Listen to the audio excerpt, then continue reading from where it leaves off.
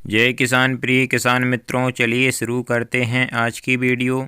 किसान भाइयों, आज की वीडियो में हम बात करेंगे हमारी गेहूं की फसल के बारे में।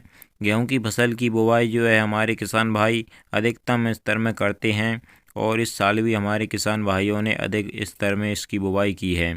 तो किसान भाइयों, हमारी गेहूं की फसल की जो शुरुआती 20 से 50 दिन होते हैं, तो यह किसान भाइयों हमारी गेहूं की फसल के लिए बहुत ही महत्वपूर्ण रहते हैं। और इस समय पर जो है हमारी गेहूं की फसल में जितनी भी उसको कल्लों का फुटाव ट्रेलिंग करनी होती है वह करती है।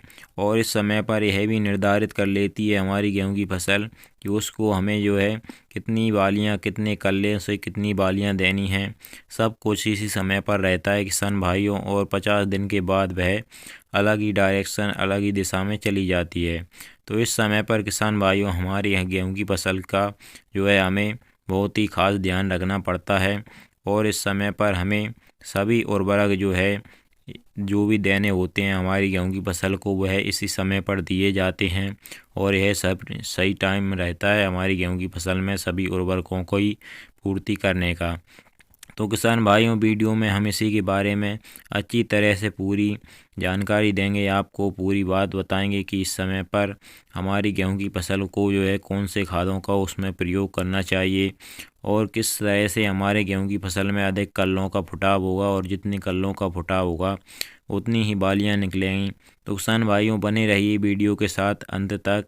और अगर आपने अभी तक हमारे चैनल को सब्सक्राइब नहीं किया है तो सब्सक्राइब कर लीजिए और वीडियो को लाइक और ज़्यादा से ज़्यादा हमारे किसान भाइयों तक शेयर कर दीजिए, क्योंकि किसान भाइयों इसी प्रकार की हम आपको जानकारी आगे भी देते रहेंगे और कृषि वैज्ञानिकों से चर्चा करके आपके लिए नई नई जानकारी और नई नई वीडियो बनाते रहेंगे। तो किसान भाइयों, चैनल को सब्सक्राइब करना मत भूलिएगा। चलिए वीडियो में आगे बढ़ते हैं और आपको बढ़िया तरीके से सारी जानकारी बताते हैं किसान भाइयों।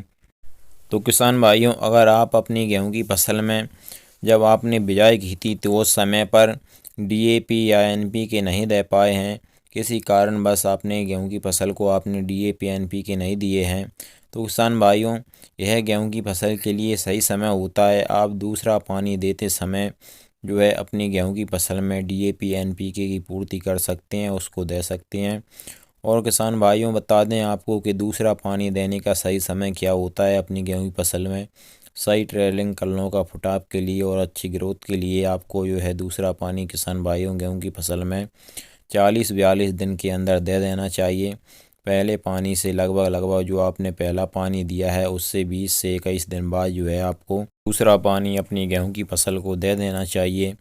और इस समय पर आपको पहले पानी के बाद और दूसरे पानी से पहले किसान भाइयों जो है अपनी गेहूं की फसल में सभी खाद और उर्वरकों की पूर्ति करना बहुत ही ज़रूरी रहता है।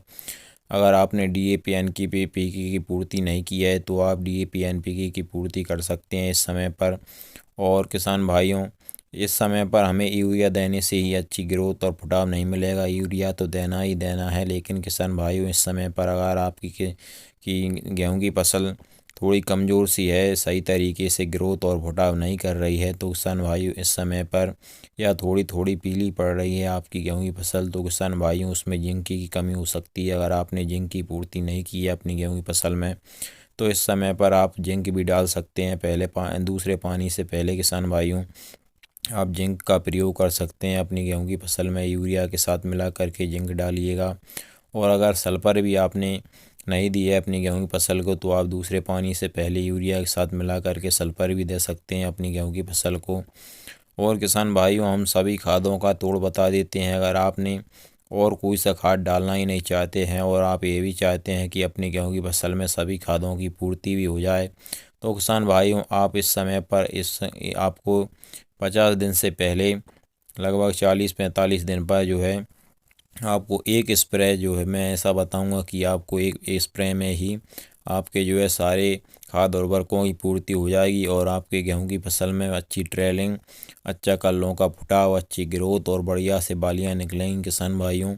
और आपकी गेहूं की फसल बहुत ही बढ़िया उत्पादन देगी। तो इस समय पर किसान भाइयों आपको एनपीके का स्प्रे करना है, या तो आप एनपीके 19-19-19 का स्प्रे कर सकते हैं या 20-20-20 का भी स्प्रे कर सकते हैं, लेकिन आपको NPK का स्प्रे करना है। इस समय पर आपको पत्तियों द्वारा जो है अपनी गेहूं की फसल को खाद उर्वरक देने हैं।